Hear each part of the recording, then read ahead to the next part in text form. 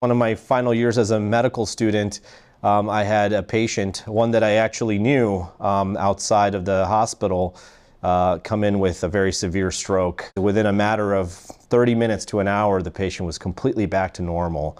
And so I thought, wow, what an inspiring day, and I never looked back. My area of expertise is in neurointerventional surgery and neurocritical care. It means I do minimally invasive catheter-based procedures of the head, neck, brain, and spine.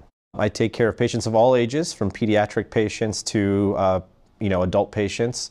All my patients, unfortunately, have some sort of blood vessel problem or blood vessel disease that's affecting their day-to-day life. Our first visit usually looks like a patient who has been diagnosed with some sort of condition, like a blockage in one of their arteries or narrowing in one of their arteries, an aneurysm in their brain, or another blood vessel abnormality in their brain. I think it's really important that I help my patients understand what's going on, and hopefully with that understanding comes a little bit of power over their disease so they can get some control back over their lives. Every patient has kind of their own set of values and goals for their life that they deem important.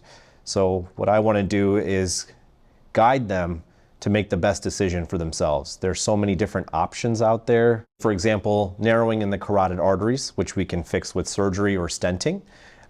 Same thing with other blood vessels in the brain, which we can open up using a combination of balloons and wires and catheters and stents. We do things like endovascular coiling of aneurysms, flow diverting stents, and a variety of new technologies. If a patient's having a stroke, we can be in the operating room within a matter of minutes. We know what our options are, and we can just focus on getting the treatment done. Being able to help patients through some of the most difficult times in their lives and seeing them through to the other side and making sure that they feel they were respected and have dignity at the end of the day, that's what gives me the most satisfaction as a physician.